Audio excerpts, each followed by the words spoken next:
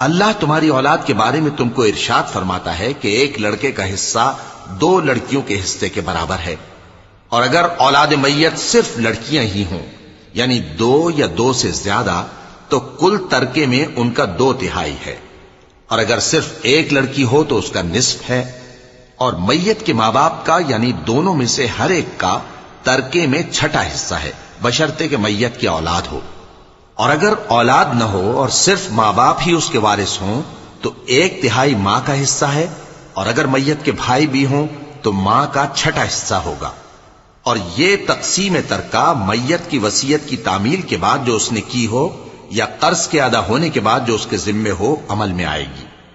تم کو معلوم نہیں کہ تمہارے باپ دادوں اور بیٹوں اور پوتوں میں سے فائدے کے لحاظ سے کون تم سے زیادہ قریب ہے؟ یہ حصے اللہ کے مقرر کیے ہوئے ہیں اور اللہ سب کچھ